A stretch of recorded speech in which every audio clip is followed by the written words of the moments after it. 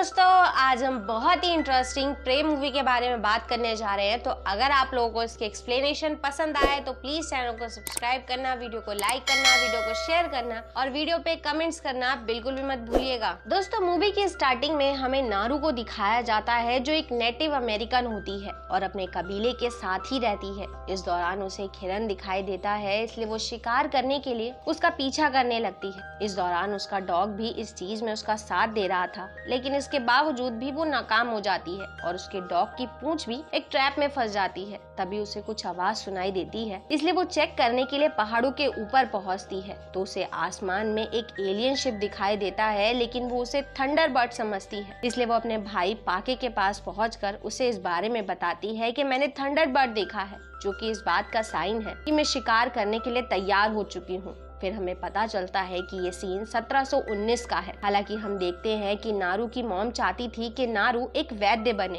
क्योंकि उसे औषधियों की अच्छी जानकारी थी, लेकिन वो शिकारी बनना चाहती थी। जिसके बाद हमें एलियन शिप को दिखाया जाता है जिसमें से एक एलियन प्रेडेटर पृथ्वी पर ही रुक जाता है। इस दौरान हम देखते हैं कि वो अपनी पावर का इस्तेमाल करके पूरी तरह से गायब हो सकता है। नेक्स्ट सीन में जब नारू औषधियां तोड़कर वापस कबीले में पहुंचती है तो उसे पता चलता है कि उसके कबीले के एक लड़के पुई को शेर उठा ले गया है। इसलिए कबीले वाले पाके के साथ पुई को वापस लाने के लिए निकल पड़ते हैं, लेकिन नारू उनके पास पहुंचती है और अपने भाई पाके के साथ चलने की जिद करती है तो वो इस चीज के लिए तैयार हो जाता है क्योंकि उसे लगता है कि अगर पुई उन्हें जिंदा मिल गया तो नारू उसे मेडिकल ट्रीटमेंट दे सकती है। दूसरी तरफ हम जंगल में एक सांप को देखते हैं जो चूहे को खाने की कोशिश कर रहा था, लेकिन उसे वहां पर प्रेडेटर के होने का एहसास हो जाता है, इसलिए वो उस पर अटैक करने की कोशिश करता है, लेकिन उससे पहले ही वो प्रेडेटर उसे बहुत ही बेरहमी से मार देता है। इधर पाके और उसके साथियों को नारू के डॉग की हेल्प से पुई मिल जाता है। हालांकि उसकी हालत काफी खराब होती है, लेकिन नारू उसका मेडिकल ट्रीटमेंट करती है और उसे एक ऑरेंज कलर का फूल खिलाती है जो इंसान के खून को पूरी तरह से ठंडा कर देता है, जिससे पुई के खून का बहना कम हो जाता है। जिसके बाद पाके नारू को पुई के साथ वापस कबीले में जाने के लिए कहता है और खुद अपने साथियों के साथ वहीं रुककर शेर का शिकार करने का फैसला करता है।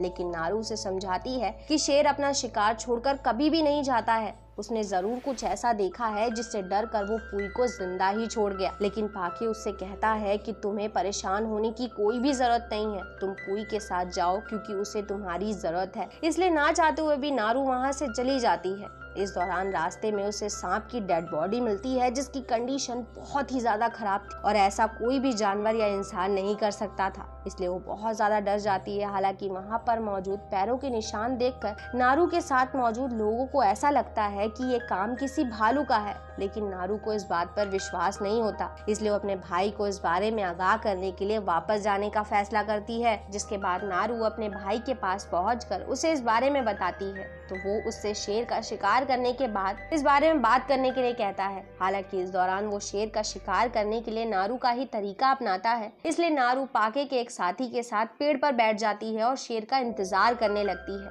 तभी अचानक से वो शेर अटैक करके उसके साथ मौजूद पाके के साथी को मार देता है। जिसके बाद वो नारू की तरफ भी बढ़ता है, लेकिन इससे पहले कि नारू उसका सामना कर पाती उसे जंगल के बीच कुछ अजीब सी रोशनी दिखाई देती है, जिससे उसका ध्यान भटक जाता है और वो पेड़ से नीचे गिरकर चोट लगने की वजह से बेहोश हो जाती है। फिर उसकी आंख खुलती है तो वो खुद को कबीले में पाती है। हालांकि वो पाके की हेल्प के लिए वापस जाने के लिए कहती है, लेकिन उसकी मॉम इस चीज के लिए साफ इनकार कर देती है। तभी वहाँ पर उसका भाई शेर की डेड बॉडी लेकर पहुंच जाता है, जिससे उसे कबीले का चीफ बना दिया जाता है। इस दौरान नारू उसे जंगल में दिखाई देने वाली रोशनी के बारे में बताती है, लेकिन वो उसकी बातों पर विश्वास नहीं करता, इसलिए अगले दिन नारू अकेले ही इस बात का पता लगाने के लिए निकल पड़ती है। जिसके बाद हम एक वुल्फ को देखते हैं जो खरगोश का शिकार करने की कोशिश करता है, लेकिन जैसे ही वो खरगोश को पकड़ता है प्रेडेटर उस पर अटैक कर देता है, जिस बात से वुल्फ बहुत ज्यादा गुस्सा हो जाता है और उस प्रेडेटर पर हमला कर देता है, लेकिन वो उस वुल्फ को बहुत ही बेरहमी से मार देता है। इधर नारू कुल्हाड़ी में रस्सी बांधकर उसे चलाने की कोशिश करती है और हम देखते हैं कि वो इस चीज में काफी अच्छी हो जाती है। फिर वो आगे बढ़ती है तो उसे एक मैदान में बहुत सारी भैंसों की डेड बॉडी मिलती है जिनकी चमड़ी को निकाल दिया गया था। ये देखकर नारू नारू को काफी दुख होता है। इस दौरान उसे वहाँ पर जला हुआ सिगार भी मिलता है, जिससे पता चलता है कि ये काम प्रेडेटर का नहीं बल्कि किसी इंसान का ही है।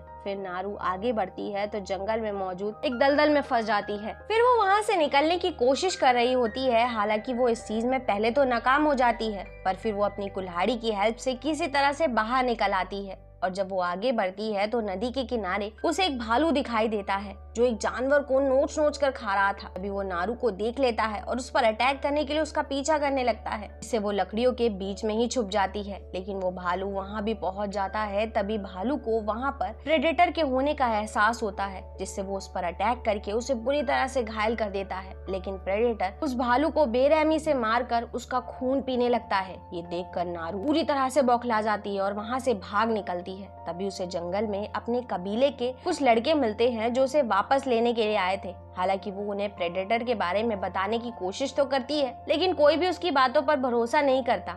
इस दौरान उनमें से एक उस पर अटैक कर देता है और उसे जबरदस्ती घर ले जाने की कोशिश करता है। फिर जब नारू उसका सामना करती है तो वो उसे धोखे से पकड़ लेता है। तभी कुछ दूर चलने पर वो लोग रेस्ट करने के लिए रुकते हैं। इस दौरान प्रेडेटर वहां पहुंचकर उन लोगों पर अटैक कर देता है। हालांकि वो लोग उसका सामना करने की पूरी कोशिश करते हैं, लेकिन वो उन सभी को एक एक करके बहुत ही बेरहमी से मार देता है। ये सब कुछ देखकर नारू अपने हाथों की रस्सी काट कर अपना हथियार लेकर वहाँ से भाग जाती है। तभी उसे पूई मिल जाता है जो उसे बचाने की कोशिश कर रहा था, लेकिन वो खुद ही प्रेडेटर का शिकार हो जाता है। इसके बाद प्रेडेटर नारू का पीछा करने लगता है, जिससे नारू अपनी जान बचाने के लिए भागने की कोशिश करती है और जंगल में लगे हुए एक ट्रैप में फंस जाती है। हैरान कर देने वाली बात तो ये थी कि प्रेडेटर वहाँ पहुंचकर भी नारू को जंजीरों में बंधा हुआ देखकर उसे नहीं मारता। तभी वहाँ पर ट्रैप बिछाने वाले फ्रेंच शिकारी आकर नारू को बंदी बना लेते हैं। फिर जब उसकी आंख खुलती है तो वो खुद को एक केज में बंधा हुआ पाती है। इस दौरान नारू लीडर को सिगार पीता हुआ देखकर समझ जाती है कि उन भैंसों को मारकर उनकी ऐसी कंडीशन बनाने वाला कोई और नहीं बल्कि यही शिकारी है। जिसके बाद लीडर राफेल नाम के एक आदमी को नारू से बात करने के लिए कहता है, क्योंकि सिर्फ वही एक आदमी था जो नारू की भाषा जानता था। तो इस दौरान राफेल नारू से प्रेडेटर के बारे में पूछता है और उसे मारने में नारू की हेल्प मांगता है, लेकिन वो उसे कोई भी जवाब नहीं देती। तभी लीडर नारू के सामने पाके को लाकर उसे घायल कर देता है और फिर वो उन दोनों को ही जंगल के बीचों बीच पेड़ पर बांध देता है, जिससे वो उन्हें चारे की तरह इस्तेमाल करके प्रेडेटर को पकड़ सके। लेकिन प्रेडेटर शिकारियों के ही कई साथियों को मार देता है। फिर वो नारू और पाके की तरफ भी बढ़ने लगता है, जिससे पाके काफी डर जाता है और नारू से कहता है कि हमें जल्दी से जल्दी यहाँ से निकलना होगा, नहीं तो हम भी मारे जाएंगे। लेकिन नारू उससे कहती है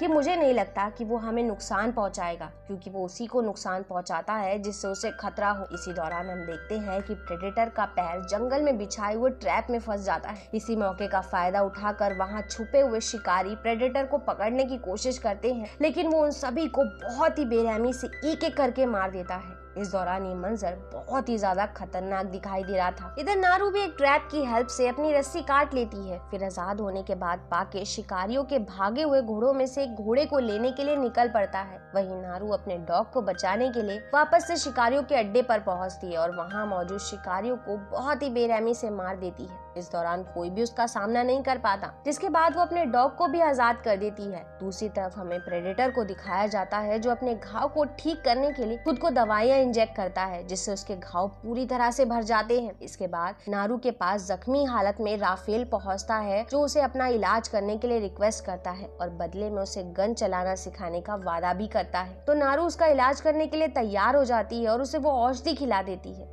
तभी उसे वहाँ पर प्रेडेटर के आने का एहसास होता है, इसलिए वो पेड़ के पीछे छिप जाती है। और क्योंकि राफेल की हालत काफी खराब थी, इसलिए वो प्रेडेटर के सामने मरने का नाटक करता है। और क्योंकि उसके शरीर का खून नारू की मेडिसिन की वजह से पूरी तरह से ठंडा हो चुका था, इसलिए प्रेडेटर को लगता है कि वो मर चुका है। लेकिन जैसे ही वो उसके ऊपर पैर रखता है, राफेल दर्द की वजह से जोर जोर से चिल्लाने लगता है। ये देखकर प्रेडेटर बिना समय गवाए उसे पूरी तरह से मार देता है। उसी समय वहाँ पर नारू का डॉग आ जाता है, जिस पर प्रेडेटर अटैक करने वाला होता है। तभी वहाँ पर पाके भी पहुँच जाता है, जो एक भाले की मदद से प्रेडेटर के चेहरे पर लगे हुए उसके मास्क को हटा देता है, जिसके चलते प्रेडेटर वहीं पर निशाना लगा पाता है जहां उसके मास्क ने टारगेट सेट रखा था। ये देखकर नारू काफी हैरान होती है। तभी प्रेडेटर वापस अपने मास्क को लगा लेता है। इस दौरान नारू प्रेडेटर पर गन से अटैक करने की कोशिश करती है। हालांकि उसकी गन में से गोलियां नहीं चलती, लेकिन प्रेडेटर का ध्यान जरूर भटक जाता है। जिस मौके का फायदा उठाकर पाके उस पर एक भाले से अटैक कर देता है और उसका सामना करने लगता है, लेकिन वो अचानक से गायब हो जाता है और फिर उस पर पीछे से हमला करके पाके को बहुत ही बेरहमी से मार देता है। हालांकि ये देखकर नारू पूरी तरह से बौखला जाती है, लेकिन फिर वो वहाँ से बाहर निकलती है, जिसके बाद पाके के मरने की खबर कबीले में बता दी जाती है, जिस चीज से उसकी माँ